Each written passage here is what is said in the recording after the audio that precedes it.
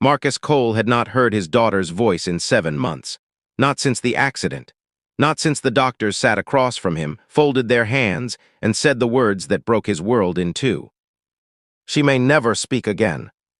Marcus nodded, signed the papers, and wrote the checks. He hired the best specialists money could find. But each morning he walked past his daughter's room and heard only silence. What he did not know was that a barefoot, hungry boy with nothing but a dance was about to change everything. If this is your first time here, subscribe and hit the like button. And drop a comment telling me where in the world you are watching from. Now let's get into the story. Her name was Lily, 6 years old. Before the accident, she filled every room with questions, songs, and noise. Now she sat by the window each day, eyes open, mouth shut, watching the world move without her. Marcus tried everything. Doctors flew in from 3 countries. Therapists spoke in careful words that promised hope but delivered none. He built her a garden, bought every toy she once loved. He even had a piano placed in her room because she used to bang the keys and sing off key and laugh at herself. The piano sat untouched. Nothing reached her. Then came the boy. His name was Kofi. No one knew exactly how old he was, maybe 8, maybe 9. He slept behind the market stalls and ate whatever traders left behind at closing time. His clothes were worn thin at the elbows and knees. His feet were bare and rough from years on hard ground. But Kofi had one gift: he could dance. Not trained dancing, not polished steps learned from any school. His body just moved in ways that made people stop walking. He twisted, spun, fell on purpose, then jumped back up like gravity had no claim on him. People laughed. Sometimes they dropped coins, sometimes they didn't. Kofi danced anyway. It was the only thing that made hunger feel smaller. One afternoon, Kofi passed the tall gate of Marcus Cole's home. Through the iron bars, he spotted a small girl sitting by the window. Her face was still. Her eyes were empty. He had seen that look before, on boys at the market who had stopped hoping for anything better. He didn't think long, he just started dancing. Right there on the street, outside the gate, he moved like the road was his stage.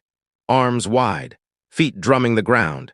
He pulled a face so funny that even the security guard bit back a smile and looked away. Inside, Lily turned her head. She pressed her small hand flat against the glass. Her eyes tracked every move Kofi made. Then slowly her lips parted. She laughed. One short sound, soft and small, but it was real. Marcus was halfway down the stairs when he heard it. He grabbed the railing. His whole body stopped. He had replayed that sound in his memory every single night for 7 months, afraid he was already forgetting what it felt like. Now here it was, real, coming from his daughter's room.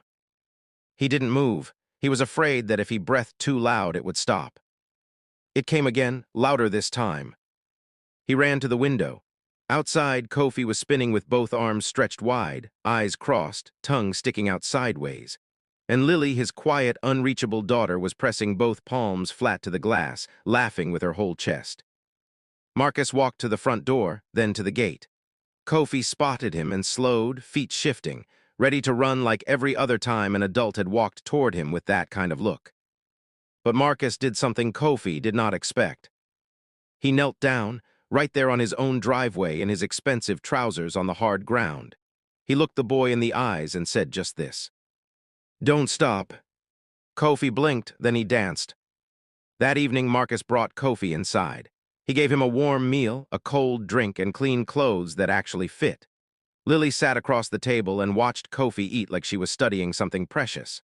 Then she set down her cup, looked at her father, and spoke her first full sentence in 7 months. "He can stay, Daddy. He makes my heart loud." The room went still. Marcus looked at his daughter, then at the boy across the table who had nothing, no home, no name anyone remembered, no shoes on his feet. Yet this boy had walked up to a gate and done in 3 minutes what money could not do in 7 months. He reached over and placed his hand on Kofi's shoulder. "You're not leaving," Marcus said quietly. "This is your home now." Kofi looked down at his plate. His shoulders shook once, then he nodded. Some things wealth chases for years and never catches.